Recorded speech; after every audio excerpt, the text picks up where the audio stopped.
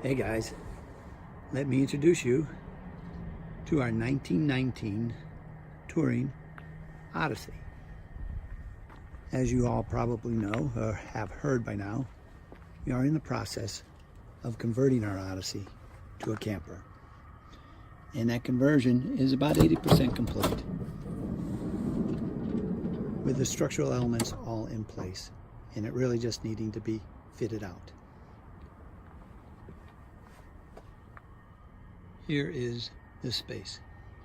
It's a fairly large space though. When you take out all the seats of the Odyssey, it's about a 7 foot by 4 foot by about 3 foot space, open area, which is probably plenty enough room for us. Now, in designing this space, we needed to make sure that we were able to accommodate driving safely in terms of sight distance and room for passengers and a dog. We wanted it to be primarily a sleeping compartment, so we had to make sure we had enough room for sleeping arrangements and storage. We need to provide enough room for storage for our camping and for our road trip. The fourth parameter for design was to make sure that it was easily removable and reinstallable. In a little bit, we'll dismantle and reinstall all this to show you what it's all made of. But right now, as you can see, there's plenty of space for a mattress here. We have a small shelving unit, and you'll see when we dismantle all this where all the storage is. Okay, so here's the space with the center seats removed and the rear seats folded down into their lower compartments. Now, those of you who own an Odyssey know that that's a pretty big space down below here, and I was kind of counting on it for storage, but these seats don't come out very easily, and it cost me $100 to take it to a dealer to get them removed, so I'm reconsidering that. But that was going to be storage for the generator and the grill, but at this point I'll find another location. So this is the space I have to work with. Like I say, it's about 4 feet wide, 7 feet to 8 feet long, and about 3 feet high, which is actually plenty of room.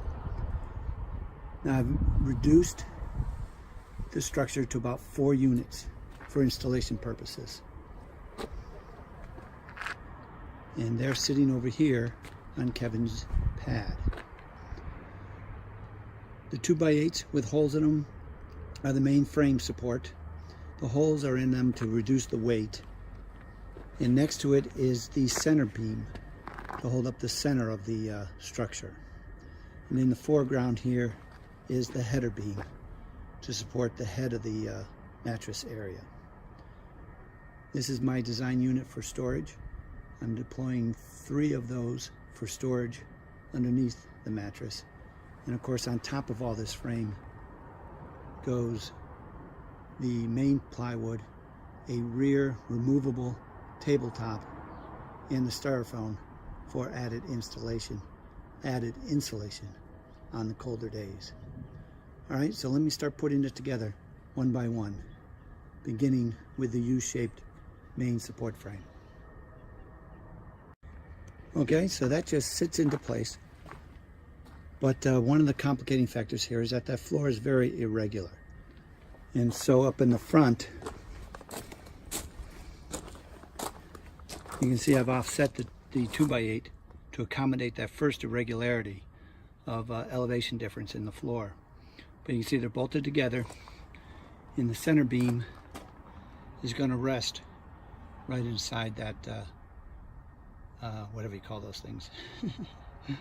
Okay, so let me put in the second piece, which will be the header beam. And there's a header beam. Now again, there's an elevation change, so I had to build it up so the top of the header beam was at the same level as the side of the main structural units. But also I had to make sure that the header beam was set back enough to allow for full retraction of the front row seats. Not that they have to lean down, but they have to be able to be in their full extended position so that I can drive as well as Teresa. And so that location is about right there. Now you notice they also have holes in them. I probably could have put more holes in them to reduce the weight even more. And they have a central notch in them. That center notch is for the center crossbeam, which is probably the more complicated of the structural elements. So let's put that one in. Now I'm going to show you this in two parts. This is the T part of the center beam, where the center beam lies attached to a T, which keeps the back of the U-shaped structural elements stable and not shifting in any way. And then there's this unit here, which is the adjustment rod for the header beam, which attaches the center beam to the header and ties it all together. And let me install that separately and show you what that looks like. So this sliding beam is intended to go in and sit inside the center beam so as to be level. The top will be level with the rest of the mattress base elevation. To do that, it slides into this groove and moves as far forward as it can so as to establish that connection. And then this part of the beam itself here rests inside that, on top of this, and rests inside the center beam for its stability all the way back there. That establishes the plane at this level. You can see the plane of the right and left structural elements are at that plane, and the plane of the T back there is at that plane. And that plane continues forward to the header. The header is at that plane. And so given the unevenness of the base of the floor, I was able to establish one consistent level for the top of the structure to accommodate the mattress. And so that's the structural elements. Now all I do is add onto it the plywood that form the base of the mattress area, and I'll install the side shelving units. Okay, so here's the front part of the mattress base. This just slides in all the way up to the header and forms a nice smooth solid base. Now let me show you about the storage underneath it and how that's working. As I mentioned, this is my design unit, my storage unit that I'm accommodating. And I'll be accommodating 3 of them. One up front and one across the bottom. It's got stuff in it, which is not supposed to have stuff in it. So that the far door is going to be blocked by shelving. This is going to be how we get in and out of the camper. And as you can see, the way it's designed is designed for this to slide quite nicely under there and out of there for storage.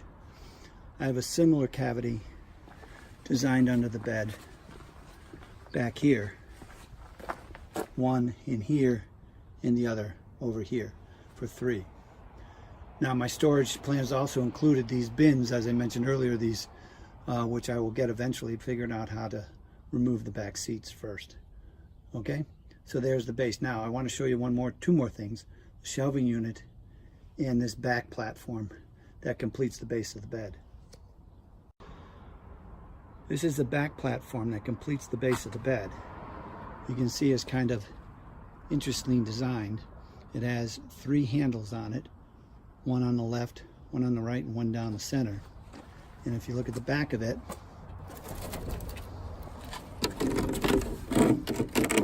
it has a rectangular frame. That frame is designed to fit over a trunk that'll be sitting on the cargo rack of the back of the van. And thus this will be serving double duty, one as a base for the mattress, and secondly as a tabletop for when we're parked and in place. Now let me put this in and we'll show you the shelving.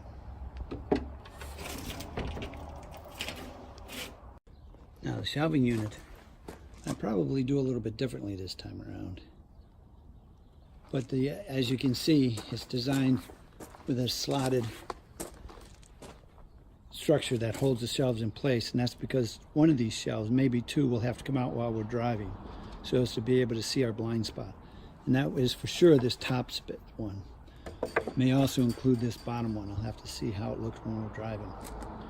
But you'll also notice this angled area here. This is also intended to improve visibility. It's angled with the line of sight of the driver, so when looking over your left shoulder, you see this profile of the board, not this profile of the board, not this profile. So let me put it in place and we'll see what it looks like. Okay, this is it in place. It's not really secured yet, but I won't secure it until travel time. As you can see, the bottom two shelves would be accessible from the door area because the inside of this second shelf will be covered by the mattress. And this red shelf here and these other two would be available from the doorway, from the mattress side.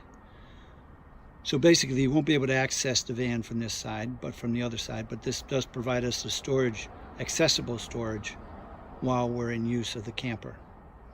Now the other thing I wanted to note on this is the true test of the shelving unit was the automatic closure of the sliding door.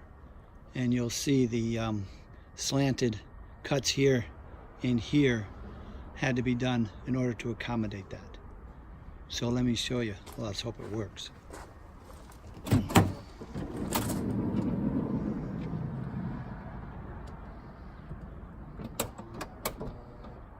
Bingo. Okay, that's the camping unit. Let's take a look at that shelving unit from the other side in terms of the visibility.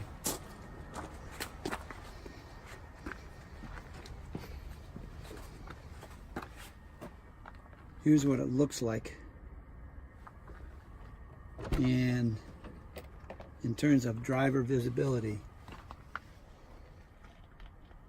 you can see how it provides a little bit more, especially if we're moving that top shelf. But I don't think I have to remove that second shelf. I think there's plenty of visibility. Anyway, this is our 1919 Touring Odyssey. We'll be fitting it out with the mattress in foam rubber, curtains. We've already got the curtain rods up. They're just tent rods. As you can see it going across the front here and secured in with the handles. Both tent rod, a tent pole there and a tent rod here. They'll hold up the curtains. And who else knows what we're going to be putting in here. But the basic structure's in place and we are ready to design in or fit it out with some of the details. All right, guys, at some point you'll see it in person as we'll start touring the country, coming to a town near you. Okay, before we leave though, I do need to give credit to Construction Junction. For example, this tabletop here was $2 Construction Junction. The handles, 25 cents each, Construction Junction. This 4x8 piece of styrofoam, or not styrofoam, insulation, $6, Construction Junction. This cooler, which is a really nifty cooler, was actually Goodwill, but it is perfect for fitting along the side. What else do we have? Oh, the hangers that I used in this, 25 cents a piece. There's about 6 of them here, all from Construction Junction. The wood, the shelving wood, the 1x10s and the 1x8 and the 1x6, $2 a plank. Each plank was about 4 to 6 feet long. The plywood I had to get at Lowe's, and the 2x8s I had to get those at Lowe's also. But pretty much it was an inexpensive little transformation. All right, guys, that's all.